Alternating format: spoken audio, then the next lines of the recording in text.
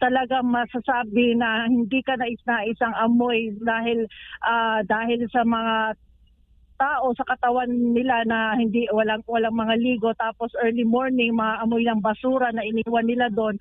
Yun ang bumungad sa atin na early morning ng ngayong August 30 na ikapitong araw nga nitong KOJC siege.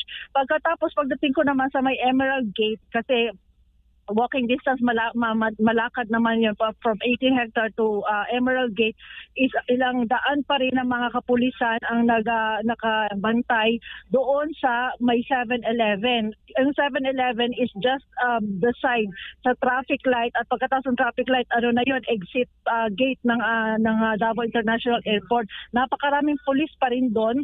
At nandun pa rin ang LRAD nila na sasakyan sa katapat, at ilang mga vehicle pa rin ng PNP. Ang dumating kanina na batch ng mga pulis ay PRO Region 13 base sa mga iilan or nakaparada right in front of Emerald Gate, yung mga mobile patrol nila, mobile vehicle ng PRO 13. Meron doon na nakalagay na Caraga. So yun ang mga presente na pulis na nandito sa KOJC, aside pa sa Region 4A na sila yun naman yung naka-barricade palibot sa KOJC Cathedral. Pagkatapos partner Jade and Admar, yung barricade nila nakaharang pa rin doon sa highway fronting Emerald Gate, sa harapan ng pintuan ng katedral, at hanggang doon sa kalsada na sa malapit sa JMC building. So kung ano yung nakita natin kahapon, ganun pa rin, hindi nila inaalis yung human barricade kahit pa naka-issue na ang RTC Davao 15 ng rate of amparo na kailangan tanggalin ang lahat ng mga barricade. And then tapos noon, pumasok na naman ako sa Emerald Gate, and then nilakad ko yung kalsada from Emerald papunta doon sa ng mga park, yung mga nasa ilalim ng puno pa rin ang mga pulis, ang iba natutulog pa. Makita naman natin sa mga footages na pinadala natin dyan, at saka doon sa katapat ng park, yung likod ng bandang katedral, may space dyan na kung saan nakahiga pa rin ang mga pulis.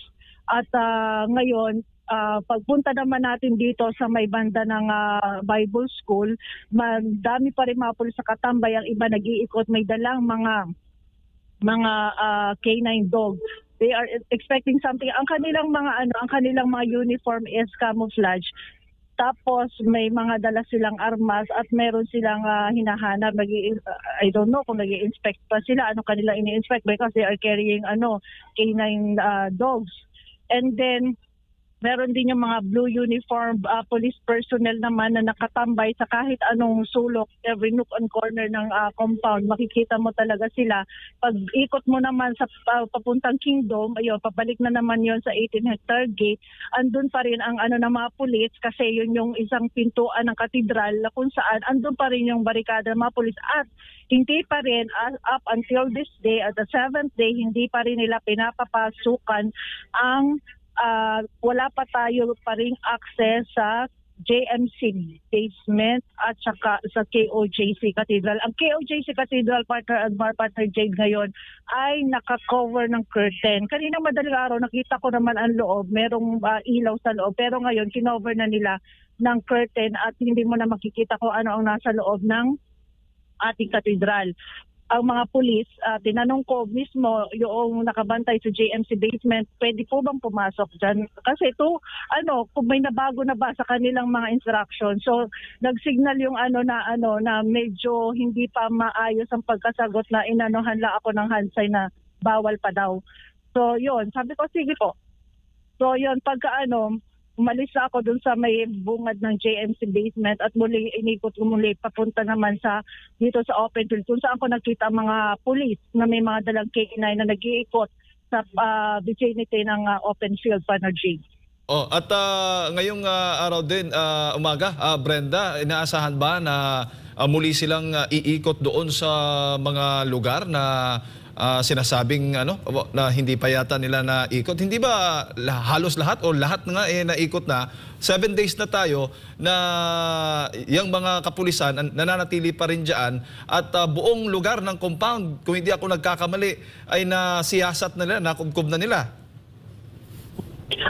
Speaking, Jade, nandito ako ever since noong nag-start ang pagpasok nila ng August 24 ng madaling araw. Balik ang ano kasi ganito ang style ng kanilang hepe. Ang instruction kasi nila balik-balik sa mga place na na-inspect na. I don't know what will satisfy them para masabi nila na okay na search na namin to. Wala talaga tayo nakita. Ano na tayo? Mag-retreat na. Wala. Pagkatapos, balhin lipat na naman sila sa ibang place. In-inspect na naman nila, babalikan na naman nila na ika-4 na ulit. So parang wala silang tumong, wala silang goal ba na ito pagkatapos nito, okay, hindi na babalikan kasi na-conclude na wala talaga yung hinahanap nila. And then ngayon naman ang I've heard na ang pupuntahan naman nila yung mga lugar like yung meron tayong compound na kung saan residential ng mga worker na balak daw nilang puntahan ang Medina at saka itong mga installation dito sa itong mga facility natin dito sa may Bible School. So, on the 7th day, ito lang ang aking naiisip na bakit ganito katagal is that yung kanilang mga hepe, wala talagang plano ba? Kumbaga, wala silang goal na kung kailan nila tatapusin, wala silang pakialam na disturbo na sila masyado. Tapos ito namang ang mga ordinaryong pulis, they are clueless. They are just, hindi nila alam talaga why are they here at kailan ito matatapos. Ang lang talaga, dinedependehan nila. They just depend on the instruction from day to day. Pag sinabing tumayo kayo, magbarikada kayo, yun lang ang alam nila. Pag sinabing pumunta kayo dito at mag-inspect, yun lang din ang alam nila. Wala silang idea kung ano yung kanilang katapusan ng kanilang gagawin. They are just obeying instruction. Itong mga pulis naman na mga nag-uutos na wala rin naman na wala rin goal kung kailan nila tatapusin ito. Kasi obviously naman, on the 7th day, wala pa rin talaga silang maayos na wala pa rin silang maayos na resulta kung ano ang kanilang plano dito sa KOJC compound. Oo, considering kasi Brenda na pabago-bago yung mga pulis na dumadating dyan, parang ginagawa nila, nagtutur sila, iba-ibang batch, by batch yung nila, yung pinapadala, tapos yung ibang batch naman ang magpapasyal baga. Remember na itong ginagawa nila, hindi to search warrant. Hindi to sa clause sa kanilang mandato dahil arrest warrant nga at nagngangalang Sylvia Simanes lamang yung kanilang hinahanap at sa Pasig City yung lugar batay doon sa ipinakita nilang dokumento, Brenda. Yes, absolutely. This is a very stark violation ng mismong constitution na talaga. Constitution na violate nila yung human rights ng mga taong tumitira dito. Violation ng ating mga laws and it's so sad na ang ating pang mga uniform personnel ang hindi nakakaalam doon sa mga batas na dapat sana ay kanilang sinusunod. Oo, pero Brenda, kahapon may mga napansin na mga individual na naka-uniforming pulis, na siyang nangunguna. Ito, pinapakita natin dito sa ating video, may mga dalang equipment ito. Hindi angkop, hindi proper yung kanilang uniform, nakatakip pa ng kanilang pagmumuka. Ito ba ay nandyan pa rin sa loob ng KOJC religious compound? Ang iba nga, nakita nga natin sa picture din, ang iba nasa loob ng, mula sa yata to sa KOJC Cathedral, tsaka pumunta dyan sa ilalim ng Jose Maria College sa basement. Nakita natin sila kahapon. As to their exit, hindi natin nakita, pero ang one thing is for sure na hindi talaga sila totoong police. And then it was brought to the attention of the spokesperson ng PRO Region 11, but up until this this time as I speak, wala pang update kung identity ng mga pulis. Kahit ang ibang media nagtatanong asan ba silang station na belong, asan ba silang region, kasi obviously yun sa kanilang tayo pa lang, yung mga pulis na yun, na itsura pa lang, ang kanilang mga suot, mga Crocs na mga sapatos, mga rubber shoes na yung nakikita natin ordinary rubber shoes ng mga civilian, plus yung tayo nila, yung itsura nila mismo, yung mga meron pa nga senior citizen na mga na halos hindi na nga makatayo ng maayos. So kahit isang ordinaryong tao maka-assess talaga na hindi na kailangan ang ang confirmation from na hindi talaga sila pulis. Matanong din sa kapulisan na Brenda kung ito ba'y pinapayagan na nila, ito ba'y kasi malinaw na violation ito doon sa kanilang rules, kasi nakatakip yung mga hindi proper uniform at saka yung nagsusuot ng uniforme hindi pala mga pulis, kung ganoon yung sinasabi ng mga taga KOJC at mismo ng mga eksperto sa ginagawa po nitong mga personahe, itong mga kahina-hinalang mga personahe na pumasok dyan. At yung kagabi pa, merong pinapasok pa yung kapulisan na ilang individual din, Brenda. At asa na yun? Kumusta naman? Anong update doon sa nakapasok? Bale, hindi pa natin ma-trace kung asa na napunta yung mga sinasabing individual. Bale, sa ngayon, at least nagbago na ang kanang method ng pagpasok nila. Stricto na hindi pwedeng hindi natin mahaharang yung mga papasok at lalabas dahil nga stricto na yung ating scanner. Doon na sila, wala silang choice kundi dumaan doon sa scanner, palabas at papasok.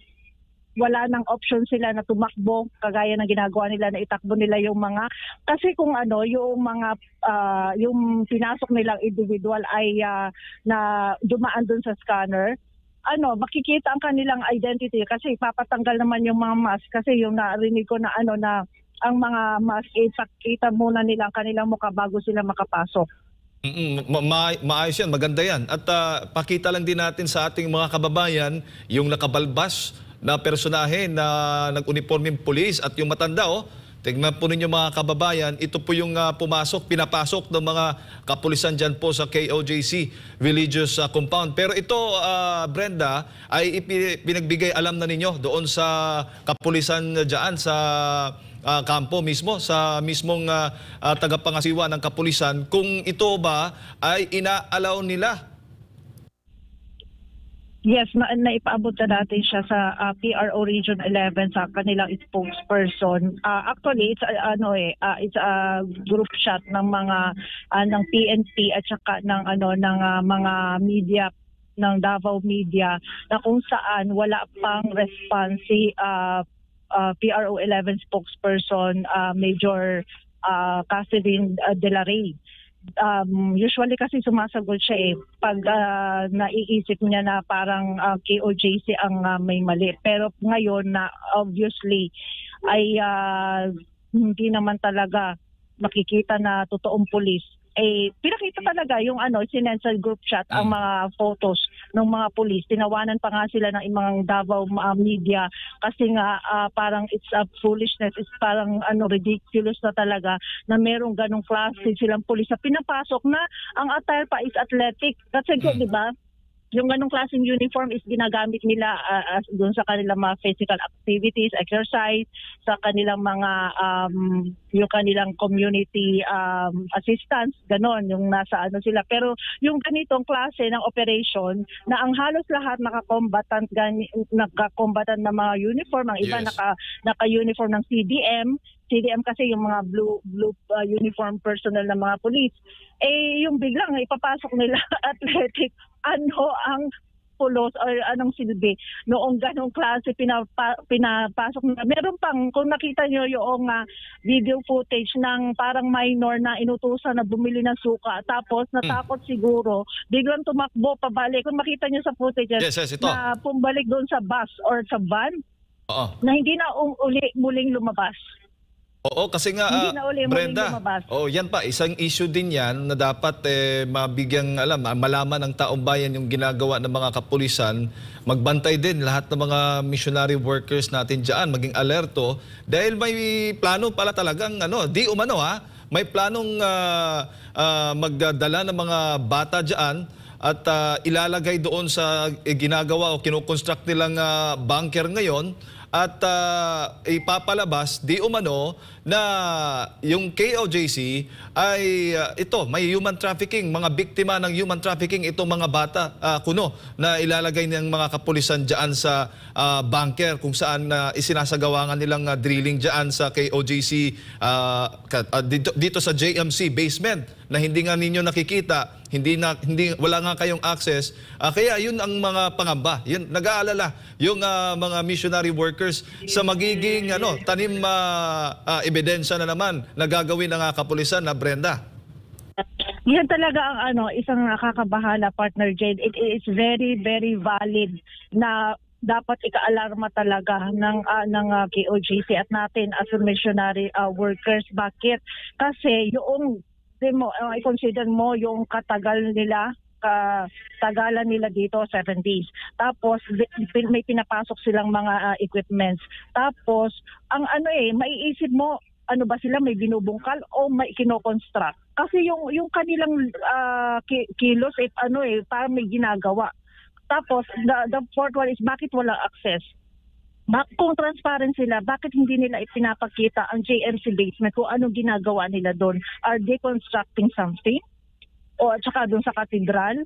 Kasi kung Spirit of God, tapos bubulaga na lang na ito, meron kami nakitang ganito. So at least the public would know as early as now na talagang hindi sila transparent at meron silang sinister plan na kung ano man ang kanilang tanim na ebidensya kuno, alam ng taong bayan na at saka as we speak, partner Jade, talaga nagiging laughing stock na sila ng buong Pilipinas. Ginagawa na silang memes, ginagawa silang parody yung kanilang mga kasi kahit normal na human being, mga matitino, hindi naman talaga ganun mag-isip na sasabihin mo, naghahanap kayo ng heartbeat. Paano mabubuhay ang isang tao sa ilalim ng lupa? Nasabi pa ni Tore, narinig ko siya na kumikilos-kilos daw yung heartbeat. Kumbaga, sa ilalim ng lupa, na-detect nila na lumalakad daw yung tao sa loob na na-detect nila doon nung unang araw pa lang ng pagsugod nila dito.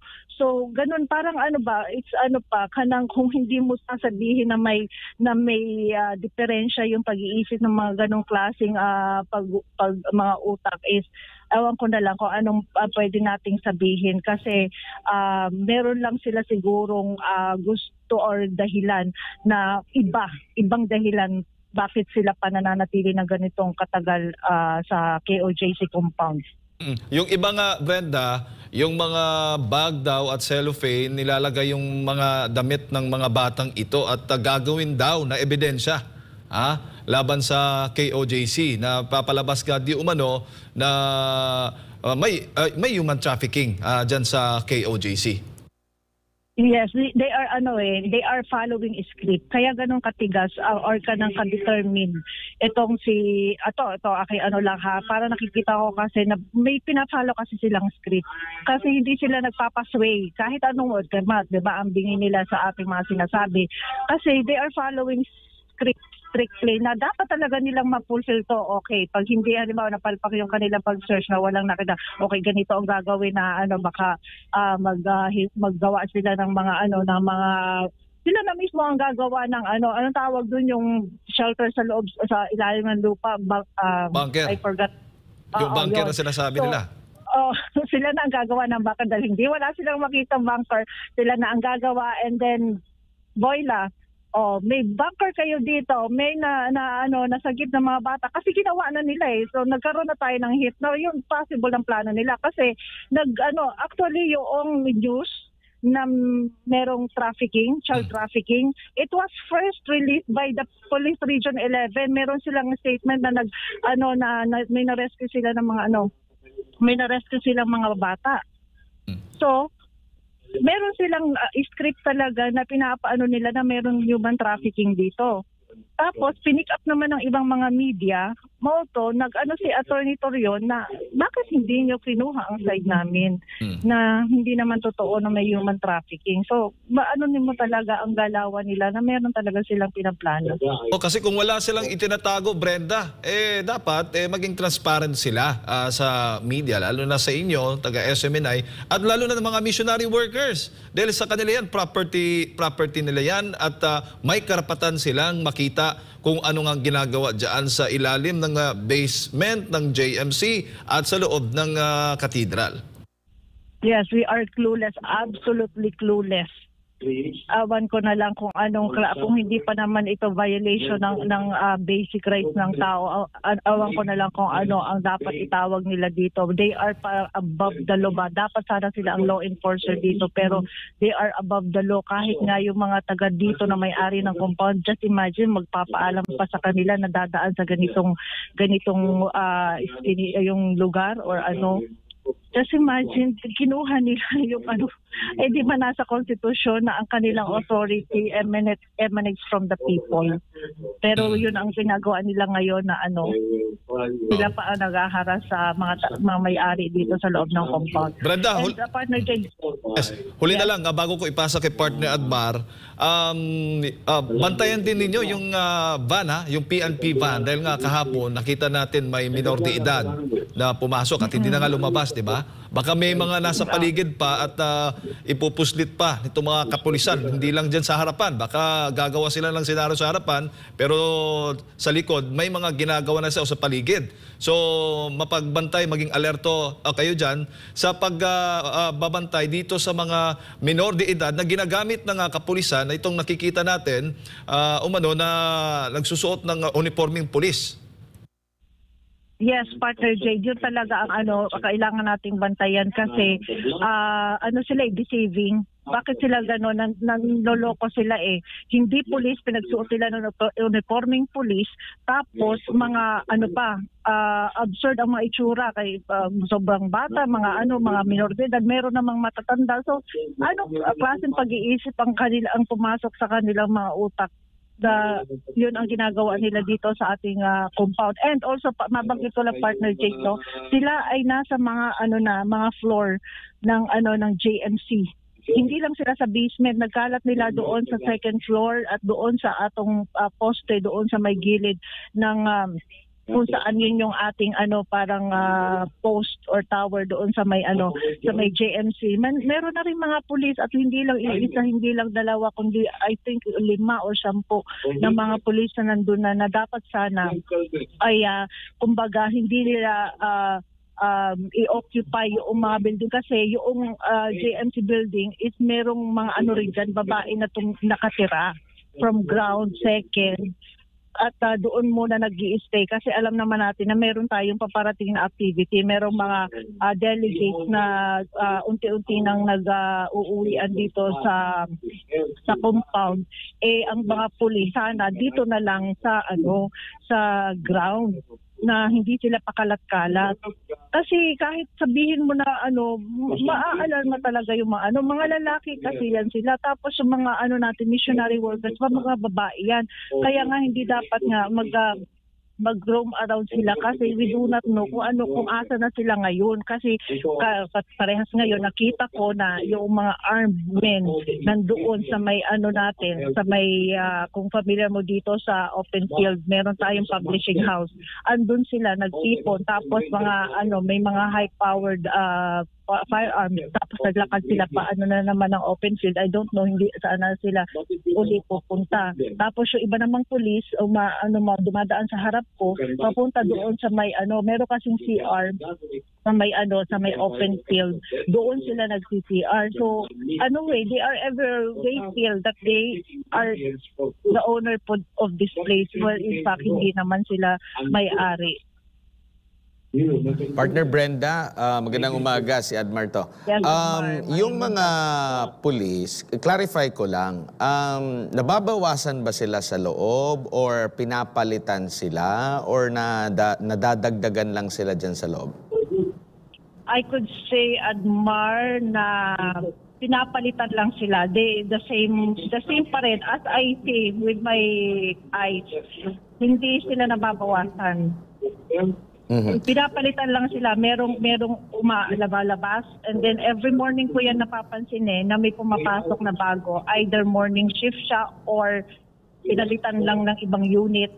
Pero for sure, pinapalitan lang, hindi siya nababawasan. Noong yung sinabi ko na parang from estimate na 3,000 na nag 5,000, that was yung morning na ang dami nagdatingan. So ang pagkakita ko, masyado na talagang marami just compared ang point of comparison yung unang araw, pangalawang araw, pangatlong araw. Ngayon, nag-maintain. Kumbaga may umaalis, meron ding dumarating ibang unit iba-iba kasi noon dati PRO 11 yung unang araw, merong mga 12, tapos may nakita na ako Caraga 13, tapos nakita ko na rin Region 4A. So yun ang mga mga units ng mga police, aside pa yung mga CIDG, yung national unit nila pinapadala dito, SAF. So yun ang mga ng mga PNP na nasa ating compound. Pero as to the number, sa akong pagtingin, sa akong pagtanaw, is that the same pa rin. Ang estimate na ako, if I'm not mistaken, more or less 2,000 to 3,000 ang nandito. And partner Brenda, sa na-verify na ba o inamin ba or na-clarify na ba ng Police Regional Office 11 kung totoo yung memorandum na kumakalat sa social media, napadalhan din ako, na terminated na yung augmentation ng CDM mula sa PRO 11? Ito yung mga may daladalang mga kalasag, may daladalang mga baton or patpat o stick. Confirm ba to mula sa kanila? Wala pa akong nakukuhang information as to the suspension ng CDM presence, pero what is true and real is that nandito pa sila. Pero makikita naman sila sa balikat nila, yung patch mismo kung saan sila galing. Meron ka pa rin bang namamataan mula sa Regional Office 11 ng PNP or yung ibang rehiyon na ito galing ang mga pulis na ito? Meron partner Admar, kasi ang nakita ko doon sa I am speaking of a different memo kasi yung sinabi mo is yung pull out. Yung pag deploy na nakita kong memo is that ang i-deploy nila dito na CDM is Region 4A, and they are here. Nakita ko ngayon, Region 4A, hindi lang ngayon, nung isang araw pa, na nandito sila. Sila yung nakapalibot sa katedral, na CDM daw sila. So, nandyan sila sa ating, sa loob ng compound. And ngayon ay ika-isang linggo na nila na pamamalagi dyan, libo-libo na ang mga pulis nga mula day 1 hanggang sa kasalukuyan. Pero katakataka na ngayon lang sila nagre-report na meron daw silang mga nadiscover na mga ipinagbabawal. Well, hindi ito nadiscover nila sa mga unang araw, ngayon lang. Kaya hindi mo maiiwasan na magduda ang KOJC na itinanim talaga ito. Kasi nasabi pa nila, meron daw pampasabog, So, kaya kailangan na dagdag na mga pulis. Pero kapansin-pansin naman na kung talagang merong threat at gusto talagang gumawa ng masama ng taga-KOJC, matagal na nila itong ginawa considering talagang mahimbing na mahimbing yung tulog ng ilang mga pulis dyan. Yung iba pa nga, iniiwan na lang kung saan-saan yung kanilang mga baril. Pwede kung magulo talaga at violente ang mga missionary workers ng KOJC, pwedeng gumawa na ng masama habang tulog sila. Kagaya ng ganyan, di ba? So, wala ba silang paliwanag bakit ngayon lang nila na nakukuha at nadidiscover di umano yung mga sinasabi nila ng mga pampasabog? Ma-remember ko, partner Admar, ha, yung sinabi ni Vice President Sara Duterte na pag kasi nagsimula nakasinungalingan, hindi talaga maglalast. Instead, magkakabuhol-buhol pa sila. Kasi nga, kung nagsinungaling na sila on the very first pa lang, ngayon na sasabihin nila na ngayon lang merong mga ganong illegal items na since it's a lie, magkakabuhol-buhol, hindi yan magkakatugma-tugma kasi madaming mga tayo pwedeng reason na i-counter sa kanila na hindi totoo yung kanilang allegation. Just like what you've said, na kung lang talaga masasama ang pag-iisip ng GOJC member na ang dami-dami natin tapos sila nakatulog doon, halos lahat sila, kukunti lang sa kanilang gising. Kasi talaga sila, kampante silang matulog doon. Na may mga footage to confirm na tulog talaga sila. So kung gagawin, ang dali naman talaga kung may plano lang tayo, madali silang ubusin. Pero wala tayong ginawa kasi hindi naman yan talaga ang tuturo sa atin ni Pastor. Ngayon, kung sasabihin nila meron tayong mga illegal items like pagkasabog, mga whatsoever, masasabi natin talaga ng kasinungalingan nila, nagbabanggaan, kanilang pa rin statement against their statement.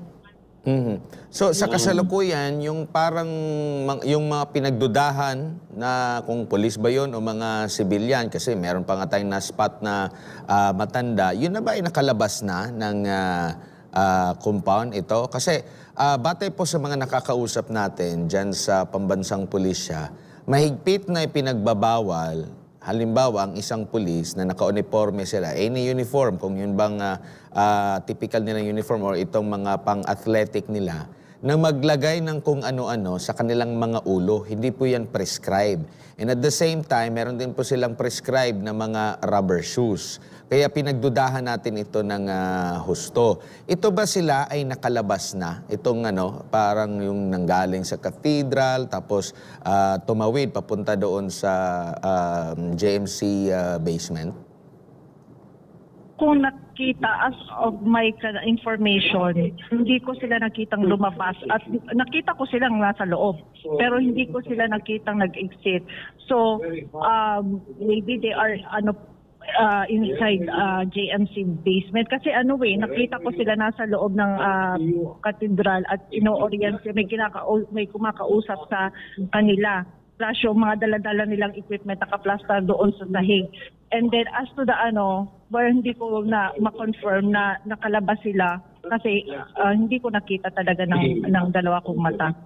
Kapansin-pansin kasi dahil sila lang ang bukod tangi na naka-shorts at naka-t-shirts at may nakalagay. At yung style nila, sabi nga ng nakausap natin, tinatakpan nila yung kanilang mga muka. Bakit? Tsaka talukbong, no, ng pero meron silang daladalang mga gamit diyan sa loob, no. At kung ito man ay hindi mga pulis at isang pribadong individual, di ba? Isa ito sa mga hinahunting ng pulis kasi bawal sa private individual na magkaroon ng uniforme ng pulis o makabili, di ba? Alam natin na ginagamit din itong mga uniforme ng pulis nito sa mga masasamang gawain. Naikwento na nga yan ni dating PNP chief, ngayon ay Senador Ronald Bato de la Rosa, doon sa isang ambush ba yun sa North Luzon, na suot-suot nila yung uniforme ng pulis. Matatandaan din natin, dyan sa Lapanday, sa Davao City, ang suot-suot ng mga NPA rebel noon ng Sumalakay, ay uniforme naman yun ng NBI. Kaya nagkaroon nga sila ng talagang sinuyod nila kung sino man yung mga nagbebenta ng mga ganito na isin na ma-access sa taong bayan or sa publiko. Yet ganito, andyan mismo yung kanilang presensya, pero pinayagan nila. So talagang nakakabahala itong ganitong hakbang ng pambansang pulisya.